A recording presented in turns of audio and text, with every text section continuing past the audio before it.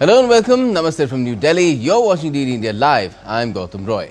Coming up over the next 30 minutes. Prime Minister Narendra Modi inaugurates world's highest railway arch bridge over the Chenab River, the Anji Bridge in Jammu Kashmir as well. The European Union deeply regrets US sanctions imposed on 4 International Criminal Court judges after the issuance of arrest warrant against Israeli Prime Minister Netanyahu for alleged war crimes. And in a black blockbuster face-off, world number 1 Yannick Sinner will be up against reigning Olympic champion Novak Djokovic in the semi-finals of the French Open tonight.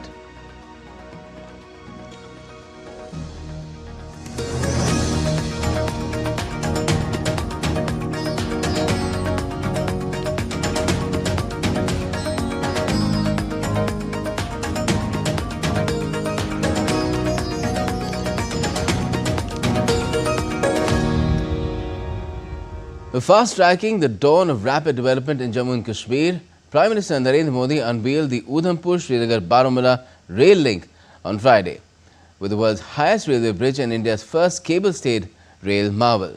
Flagging off Vande Bharat trains as well, the PM ignited a new era of connectivity, especially in India's north. More in this report. The sun rose over the majestic hills of Jammu and Kashmir on Friday, casting a golden glow at a historic moment for India's railway journey. Prime Minister Narendra Modi dedicated the transformative Udhampur-Srinagar-Baramulla rail link to the nation in Katra. This 272-kilometer-long engineering marvel was built at a cost of 44,000 crore rupees, and it stands as a testament to India's engineering prowess and the government's determination to overcome all challenges to unite its farthest corners. The USBRL, a fully electrified lifeline, weaves through 36 tunnels and 943 bridges, conquering the rugged Himalayan terrain with an unparalleled technological and engineering excellence. The entire project is a wonderful journey of most challenging civil engineering tasks that were performed to perfection. रास्ते में आने जाने की मुश्किलें, मौसम की परेशानी, लगातार पहाड़ों से गिरते पत्थर, ये प्रोजेक्ट पूरा करना मुश्किल था, चुनौतीपूर्ण था। लेकिन हमारी सरकार ने चुनौती को ही चुनौती देने का रास्ता चुना है। The Chenab Bridge is the world's highest railway arch bridge, soaring defiantly above the clouds, and the Anji Bridge is India's first cable-stayed rail bridge. These architectural stunners symbolize India's ability to blend innovation with resilience, connecting hearts as much as destinations. Prime Minister Narendra Modi dedicated the Chenab Bridge to the nation on Friday, a marvel of engineering which elevates India's railway legacy, connecting Jammu and Kashmir with unparalleled ambition. Along with that, the Prime Minister also inaugurated the Anji Bridge in Katra, a symbol of innovation. This architectural triumph strengthens connectivity. ये दोनों bridge सिर्फ ईंट, cement, steel और लोहे के ढांचे नहीं हैं।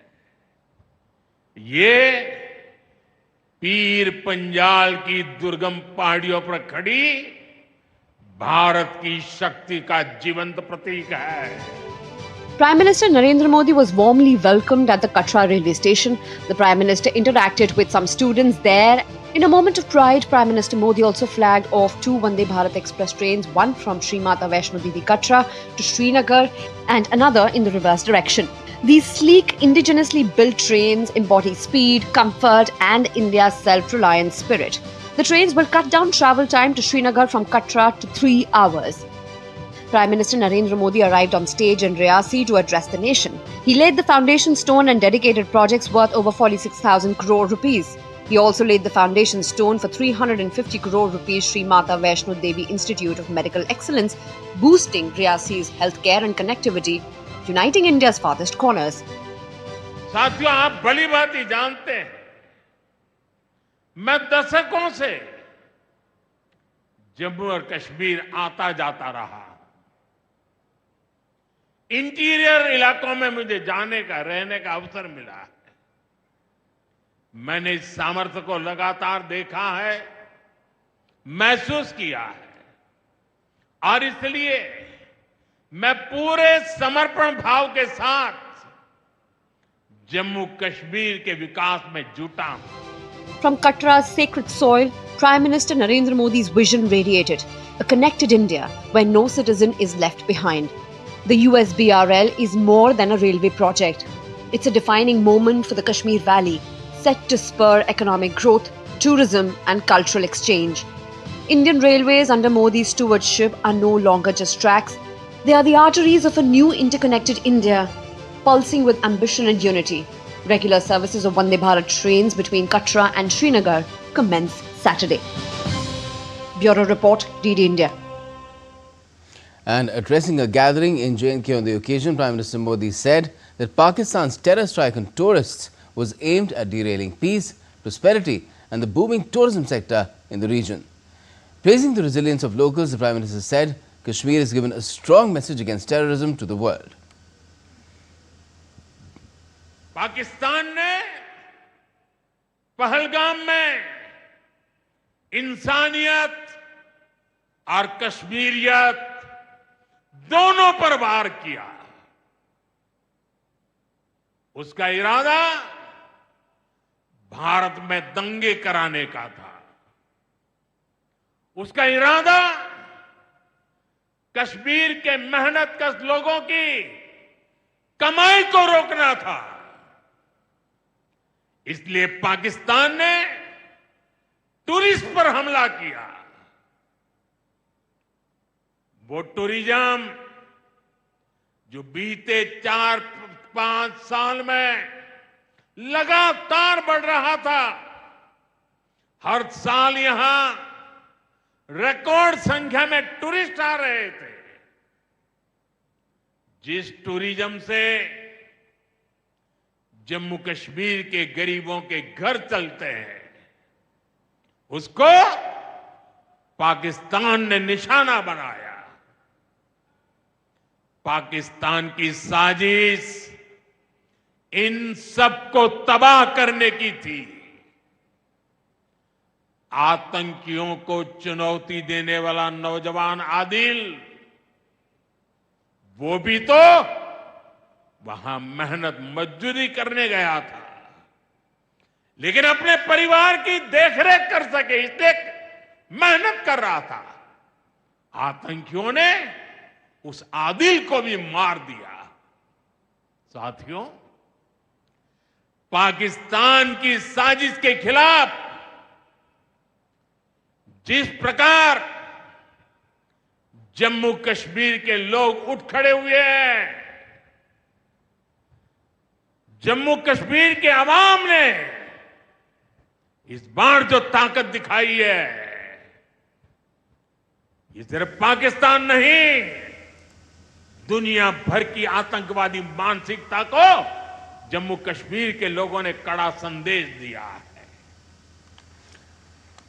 Now, Prime Minister Modi called Operation Sindoor a turning point, saying it struck deep inside Pakistan, leaving terror camps in ruins.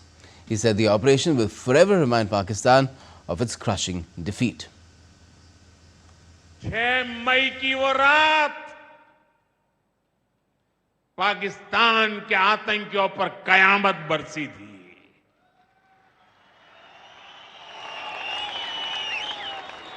अब पाकिस्तान कभी भी ऑपरेशन सिंदूर का नाम सुनेगा तो उसे अपनी शर्मनाक शिकस्त याद आएगी।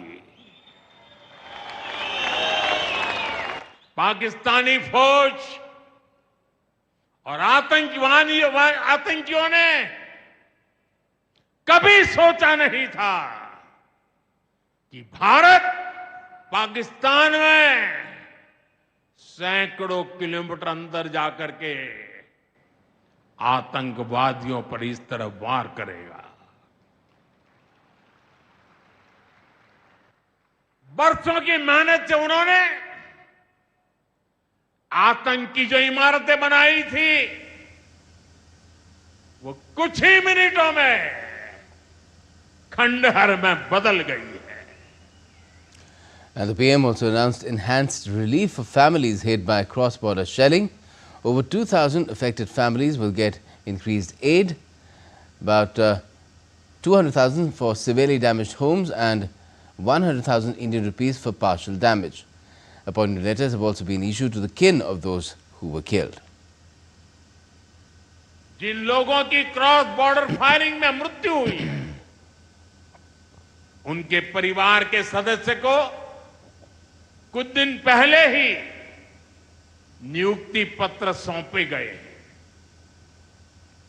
सेलिंग से प्रभावित 2000 से ज्यादा परिवारों की तकलीफ भी हमारी अपनी तकलीफ है. इन परिवारों को शेलिंग के बाद अपने घर की मरम्मत के लिए आर्थिक मदद दी गई थी. अब केंद्र सरकार ने ये तय किया है कि इस मदद को और बढ़ाया जाए. आज के इस कार्यक्रम में मैं इसकी भी जानकारी आपको देना चाहता हूं.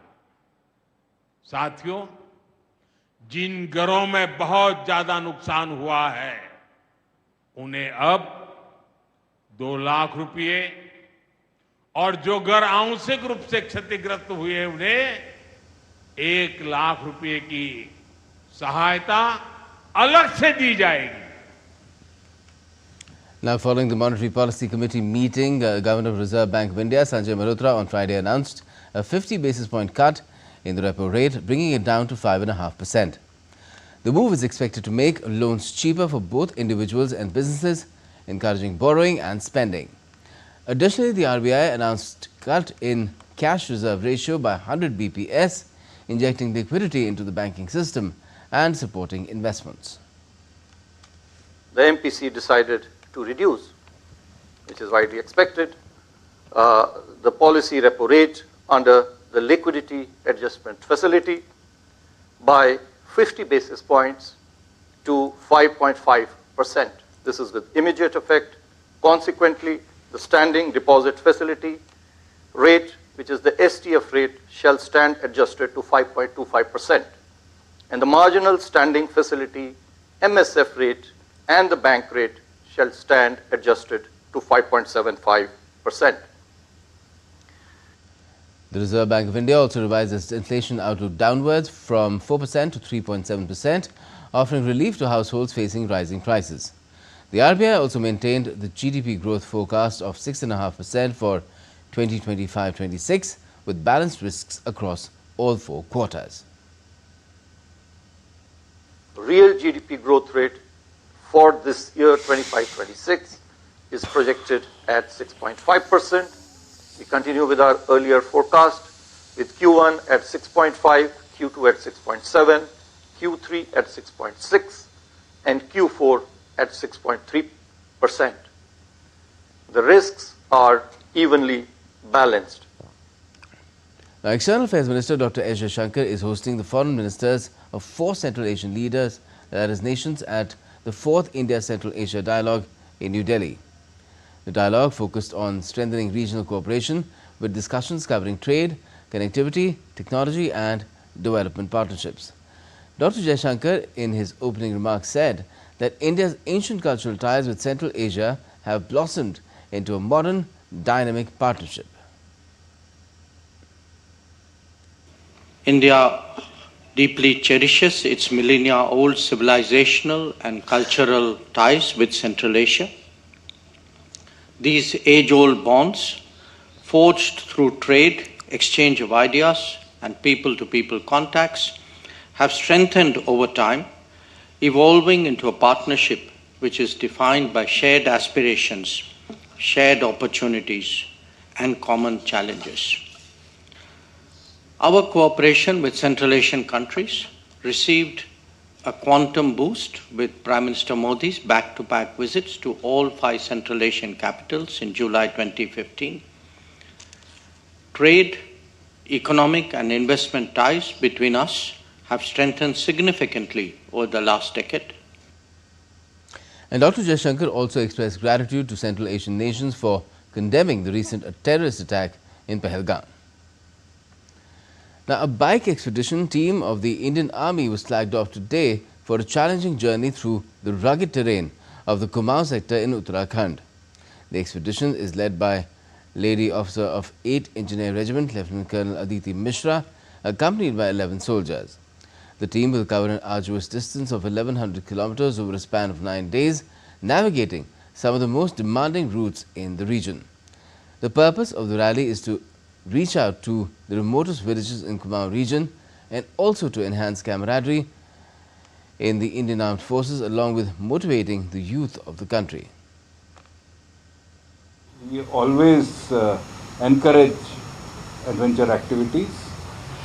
The camaraderie and leadership in adventure which is built under pressure is something we want to instill in our troops, soldiers, officers, always. And obviously, from routine work, it provides a very meaningful break and also gets us in touch with the nature. Being led by a woman officer is also a reflection of the evolving dynamic nature of our armed forces, where we are empowering women, and they will occupy good roles in the future, good leadership roles, and it gives them an opportunity to define their resilience and leadership qualities and express that it is not bound by gender. We want to get in touch with the local community, spread our message of goodwill and patriotism there, and ensure that development takes place in a systematic manner. And still to come in this edition of DD India Live. China ramps up military provocations around Taiwan. And Eid al-Adha is celebrated across the globe.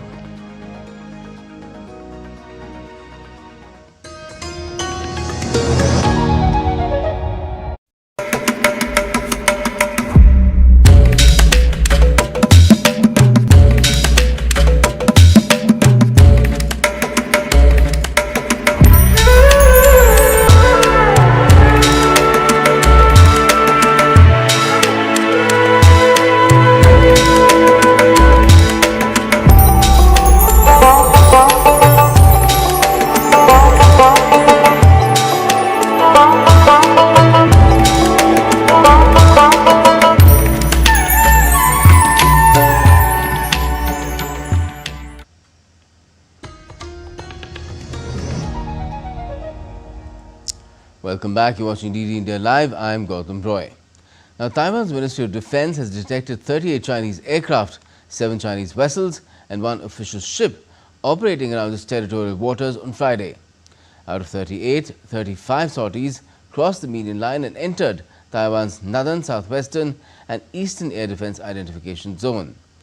Earlier on Thursday, Taiwan detected 24 sorties of PLA aircraft and 8 PLAN vessels operating around itself.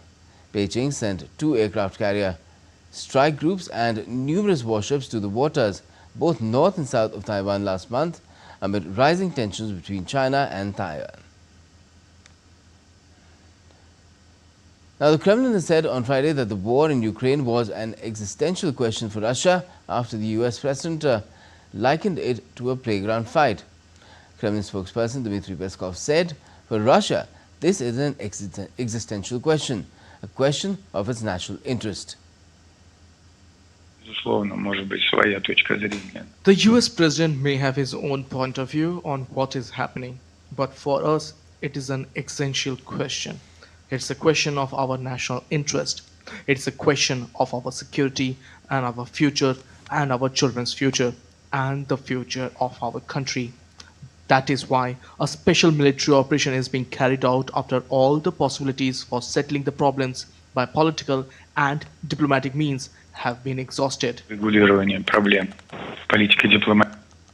Now, Russia has deployed 20 naval ships, including 4 armed with sea-based caliber cruise missiles or weapons rather, and these are the ones that are causing a lot of consternation as well.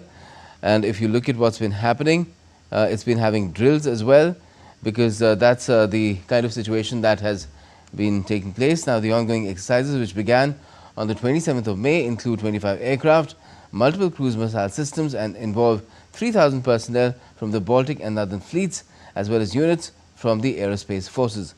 The drills run parallel to NATO's Baltops 25 exercises, highlighting rising military activity in the region amid ongoing tensions.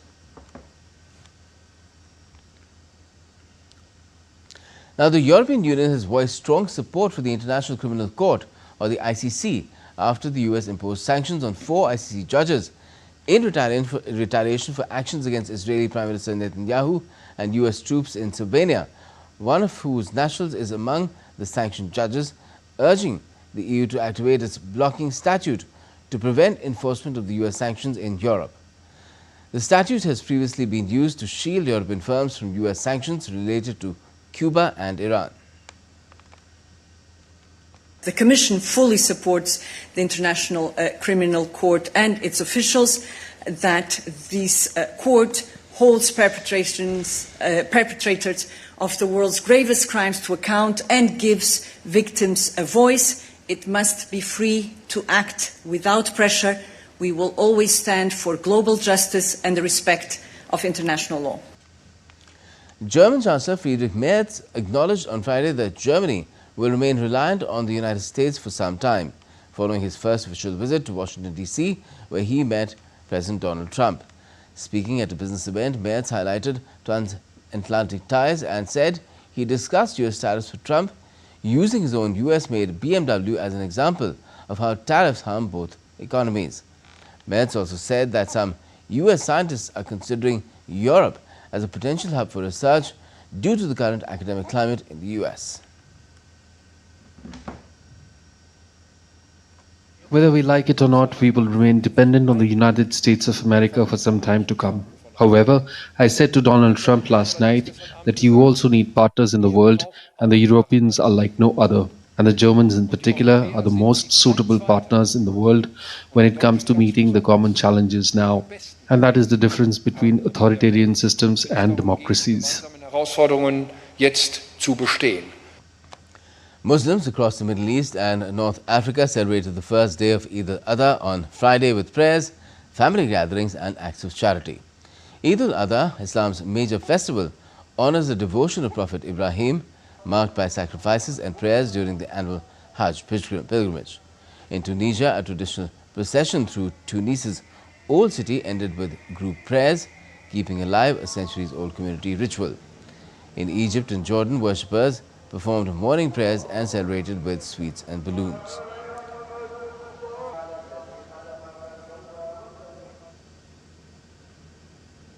And thousands of Muslim pilgrims gathered at the Grand Mosque in Mecca early Friday to perform Eid al-Adha prayers, a significant ritual during the annual Hajj pilgrimage. The solemn gathering marked a spiritual high point for the millions of faithful undertaking the sacred journey this year.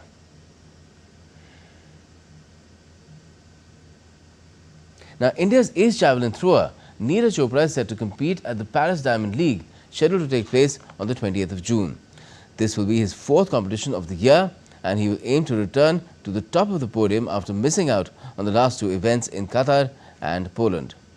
The Indian ace javelin thrower will also take part at the Ostrava Golden Spike.